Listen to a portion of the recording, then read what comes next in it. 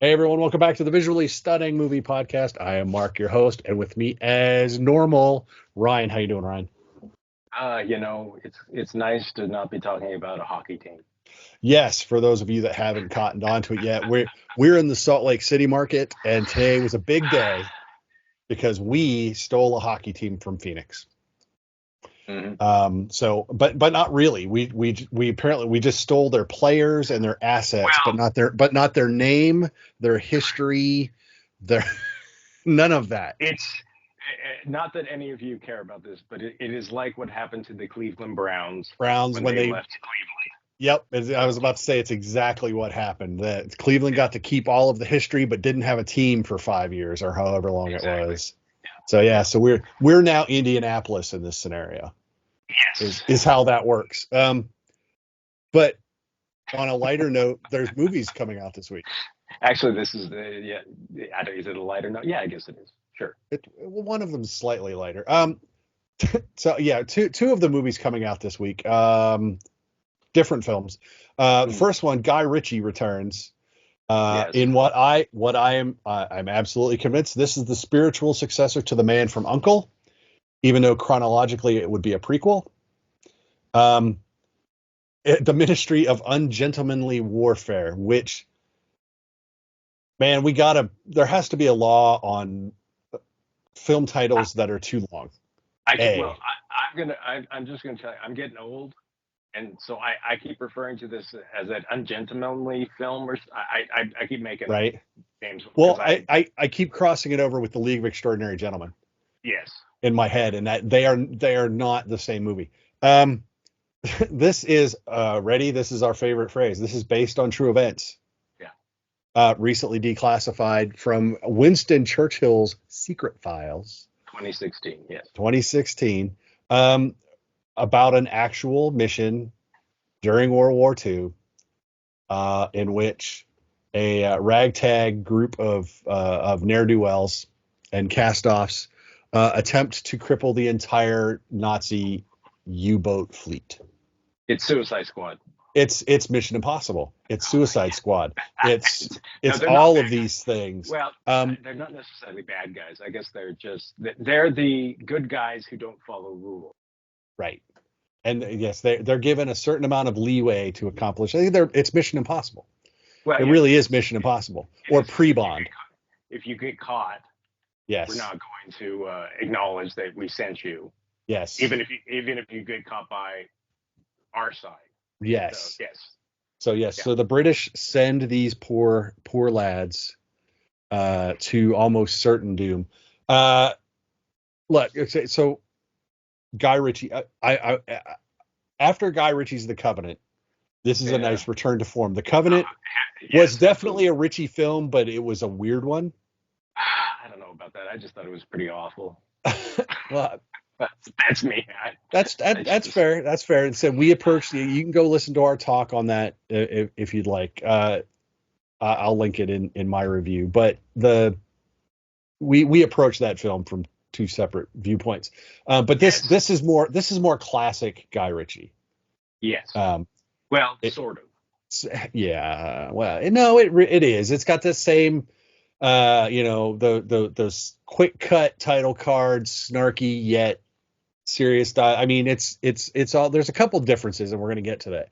Um, Henry Cavill, Mhm. Alan Richson, Alex Pettyfer, Isaac Gonzalez, Carrie Elwes, Hero Finds Tiffin, Babs Olusemakun, wow, Henry Golding, Rory Kinnear. It's a great cast.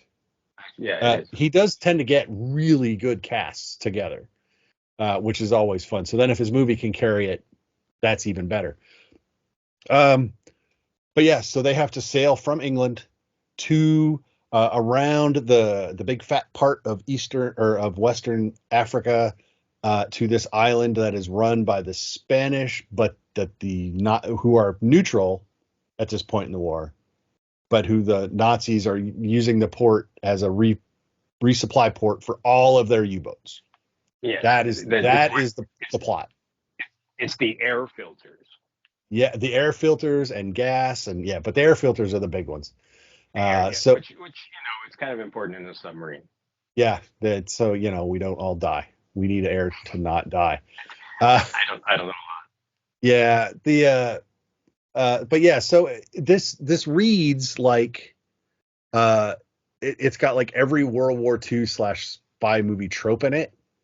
You know, the super talented soldier who doesn't follow orders, but whom we need, but he happens to actually be in jail. So we have to take him out of jail so that he can assemble his team, quote unquote, of equally offbeat characters that aren't, by the book people. There's a little bit of Wonder Woman in this as well. Well, there's a lot in it. Yeah, it actually kind of feels like. I mean, this. I don't know if this is this. Should we? I mean, Ian Fleming is a character in this. Ian Fleming. Well, to be fair, but Ian Fleming was naval intelligence during World War II. No, and exactly. And so I don't know if. So I don't recall if Ian Fleming ever used this particular kind of trope in his writings. He probably did. And so, but this is one of those cases where apparently life is stranger than fiction, or dictates what we all thought was fantasy and is actually a reality. Yeah, well, then to be fair, I will assume, not being a history buff or not being a history scholar in this instance, that the bones of this are legit, and that's about all I know. Then Guy Ritchie gets his hands on it. Yeah, so I don't know. Well, I can guarantee. Well, I know a lot of it. What happens is real. How it happens and the what personalities of the individuals involved and whatnot. Now that's entirely a different thing. But I mean, I'm fairly certain that at their core they're all pretty accurate, but then they're all blowed up. Yeah. So, but yes, all of these people are real. All of these characters existed as real, actual people. We learn what happened to them at the end. As we get, this character actually had this happen after this operation, and this one did this, and this one did that. Henry Cavill's character, supposedly the basis for James Bond, according to the end credits. Which, in this case, the character that Henry Cavill's playing does not feel like the Bond that we have ever known. This is not the suave Sean Connery Bond. This is more like the down and dirty early Daniel Craig Bond. Yeah, but it's even he's yes. It would have to be before Daniel Craig's Bond figured things out. Right. I guess. But yeah, so it's that would be March Phillips. Gus March Phillips. Bond is much better of a name for this. Alan Ritchson plays a Dutch aristocrat who likes to kill people a lot. And I don't mean that he enjoys killing people. He enjoys killing them a lot. He doesn't just kill them; he kills them a lot. With arrows and knives. And if he has to use a gun, if he can use an axe, he'll use an axe. Yes. Yeah. He's unstable at best. Well, and slightly homicidal at worst. Doesn't like Nazis. Does not like Nazis, but you know what? A lot of your Nords did not. Well, during the war. Yes, and apparently the real person, not the actor in this, but the real person's family was split in two by in both directions. Half of his family sided with the Nazis, and half of his family didn't, and so there was a lot of discord. Yes. So he was really pissed off because he'd lost. It cost him his family. Yeah, it cost his. Hitler cost him his family. Maybe not in the same way that the Jewish families lost each other, but he just was. Yeah, he was not happy with. Yeah. Okay, not a lot of people were happy with the Nazis, so that works out. The weirdest part of this whole thing, and you watch it and you understand, again, based on true events, you know how much we love that. So yeah, they blow everything up and you watch it, and it does almost feel like an early Mission Impossible movie with Tom Cruise. in how often things go wrong and how often they have to reconfigure their plans. But honestly, the thing that felt the most contrived was Isa Gonzalez's character and that subplot, even though she was a real character and did some of the things that happened in this movie. Well, and it's she's also I'm torn because she's either the best part of this film or she's quite possibly the worst, and it has nothing to do with acting. It's because there is relatively no tension when it comes to the other male characters, and I don't know that that's necessarily a good thing.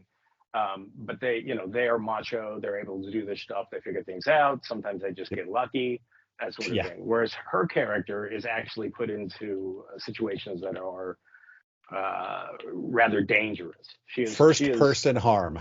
Yes.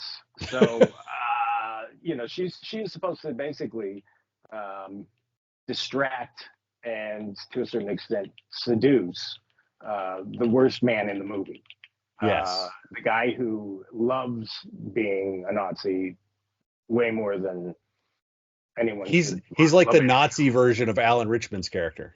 Yes. Or Alan Richardson's character. But you can't root for him. No, but he's got the exact same mindset. He Richardson likes killing Nazis, and old Heinrich Löhr, played by Til Schweiger, likes to kill people because he can. That's really, but he's in charge of all of the Nazis in this area. And he might have actually a good backstory that we don't know why he does what he does and whatever. But there's no time for that in this. No, I think the problem with the Isa Gonzalez character is it tonally doesn't fit the rest of the movie. Yes, and that's the her problem. Subplot. It's a very serious. It's not the jovial stuff. No. And everything else is. And so her character is the World War II film that you probably are expecting. It's the serious tone, the stakes are extremely high, and you feel every moment that something terrible could happen to her at any moment. And that's well established by the film. This isn't just us bringing that sense to the film. It's in the film. Yes. So yeah, I like the story, and I think that the film can't work completely without it. But I do think that if there's an element to this film that just doesn't ever really resolve itself, it's that. Yeah, it's just a weird thing. However, overall, as an action film in the Guy Ritchie vein, it's good. It's not his best. No, but it's fun. It's witty. Again, the action is a little gruff and not exactly choreography. There's no choreography here. This isn't a John Wick thing or whatever. It's walk by, shoot, or grab the axe and hack. Let's not take our time. Let's just get this over with. It's not. I mean, even Ilya Kuryakin in Man from U.N.C.L.E., Armie Hammer, that he was not this rough. I mean, and he was paired with Napoleon Solo. Yeah. So also Henry Cavill. So the fact that this is even gruffer than Kuryakin in U.N.C.L.E., that's saying something, because at any moment in that film, you're just waiting for him to snap and just start tearing people's arms off. And in this one, Alan Richardson does. Well, yeah. So, I mean, this, so actually, as a prequel, that yes, this is when they're not grown up enough to be, keep their violence in check, I guess. Yeah. So, but again, I still like U.N.C.L.E. more than this. I think U.N.C.L.E. is a better movie, even if we could somehow take Army Hammer out of it, so I didn't think about particular things Right. every time he came on screen. Yes. Yeah. But it is a better film. But again, this one's not bad. No, It's not bad. It is fun. good. Again, there's It's that good. weird tonal thing with Isa Gonzalez's character. But she's great at it. It's just they don't click the two pieces together necessarily Yeah. of the film. So but it's not bad at all. One of these kids is not like the others, yeah.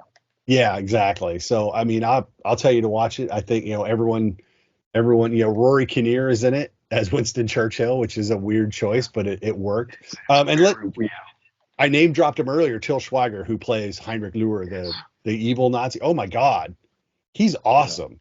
That's like Christoph Waltz level of just sociopathy. Let's just dive in. Yeah. No, without. And it's funny because I mean, you obviously, I mean, there's a certain sense this feels a little bit like a Tarantino film, and because it kind of rubs shoulders with Inglourious Bastards. There is, I mean, the styles are different enough that for the most part you won't confuse the two.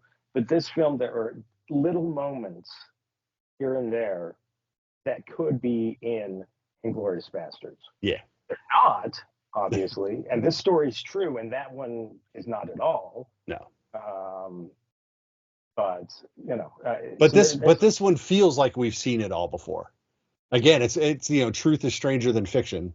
Yeah. Or this mission might be classified, but somebody knew and a story was told here, and it became this other thing, and then it winds up in a movie. Yeah. So it's this is what was it when when The Fifth Element was made, everyone loved it, and then Luc Besson turned around and he tried to make Valerian and the City of a Thousand Planets or whatever.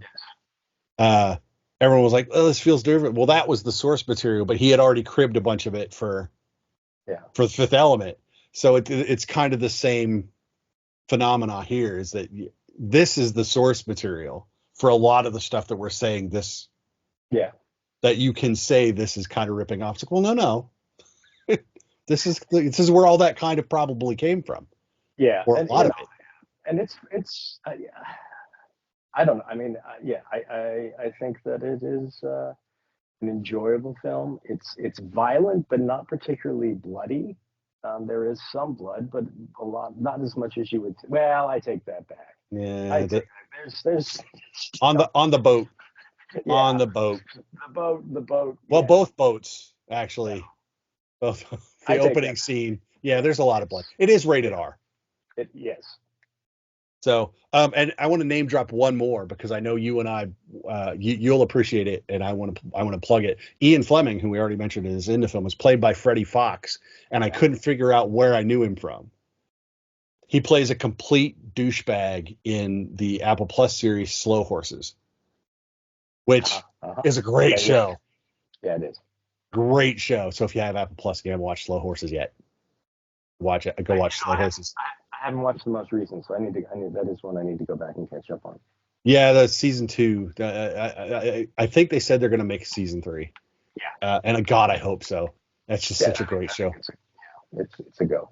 You get gruff old Gary Oldman in that, by the way. That's my tangent. So if you want to watch Gary Oldman, just be a complete dick to all of these MI5 agents.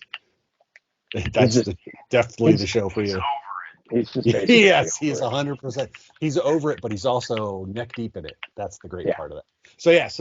So the Ministry of Ungentlemanly Warfare, tomorrow or today, depending on when you actually listen to this. April 19th is when this comes out.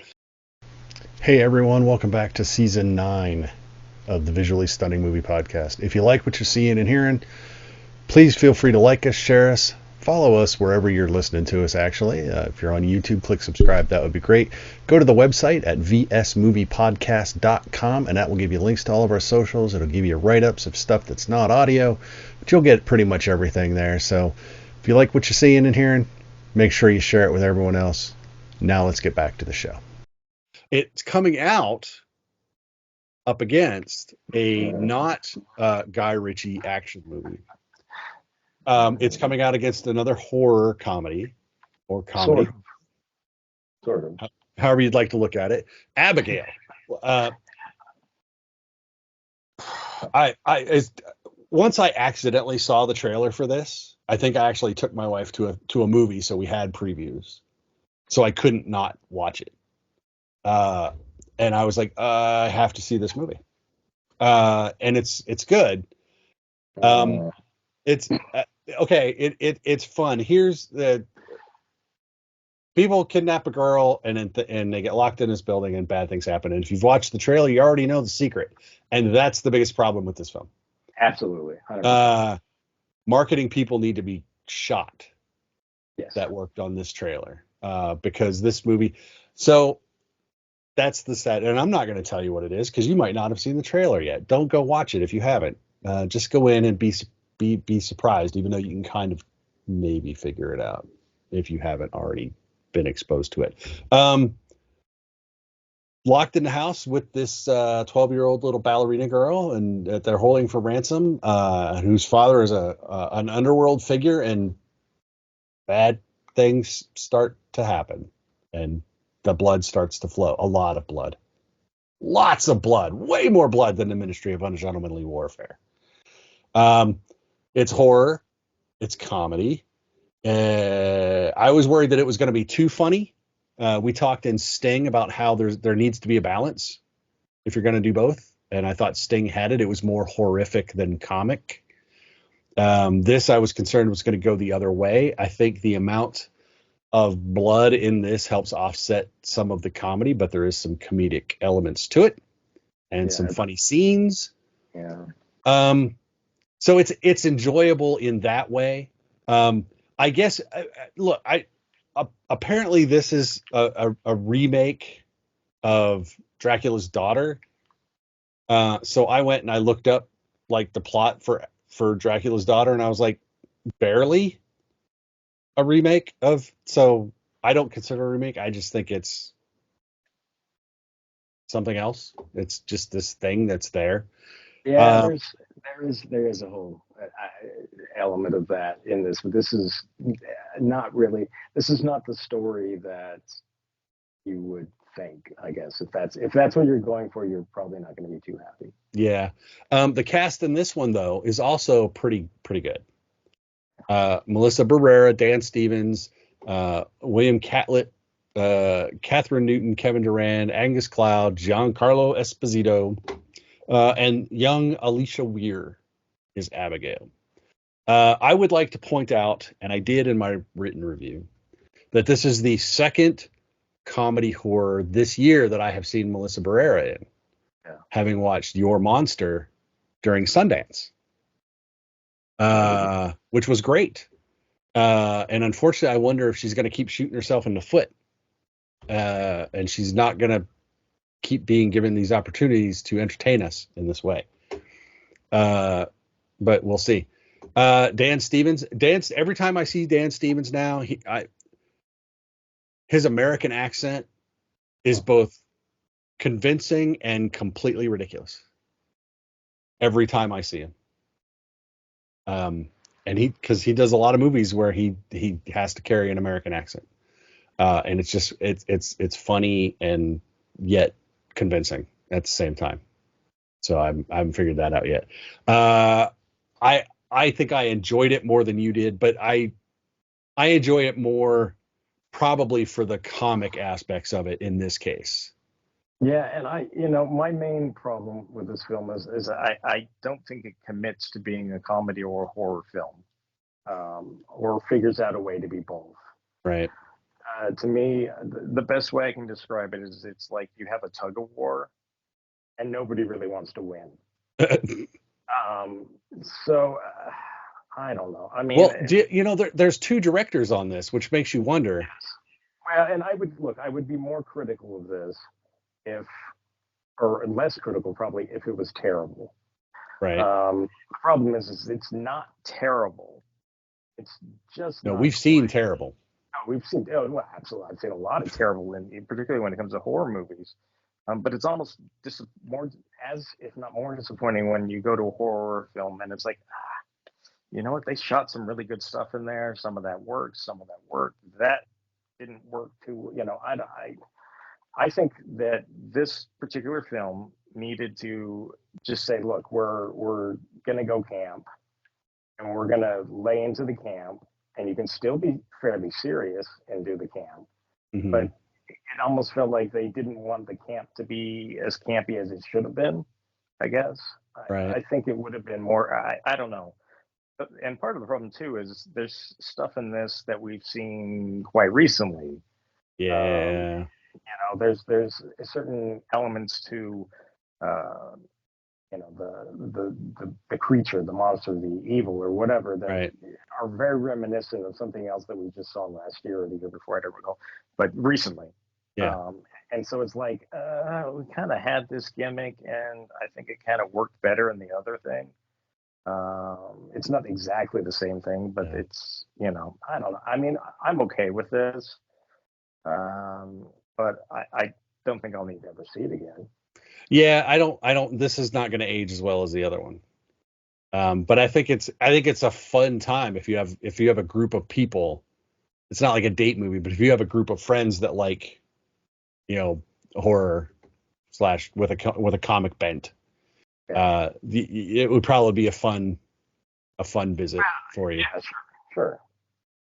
So it's good. It's a movie that feels like you should be drinking. Yes. So, well, the characters do. Absolutely, the characters drink in this one. Yeah, that's part of their mistake. Well, or maybe it's what, I don't know. But Well, you know what? This is not as good a drinking like midnight movie as I said Hundreds of Beavers would be. probably not. The Hundreds of Beavers, I think, is still gonna for 2024. It's gonna be my drinking midnight movie standard. I think you could actually argue that.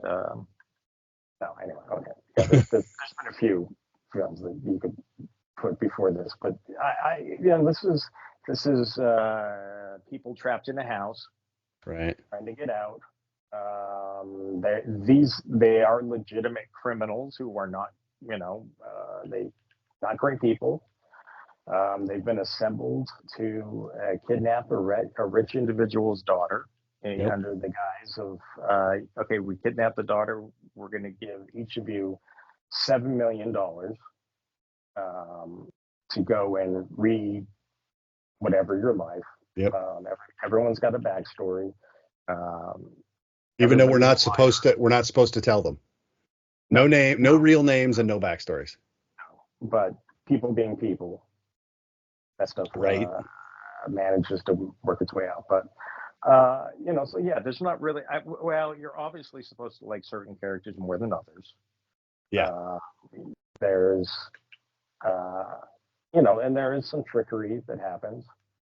What else? I don't know. I mean, it's not bad. No, it's just, unfortunately, it's also one of those things that it's hard to talk about because there's an element of it that's, that kind of launches the other stuff. Yeah.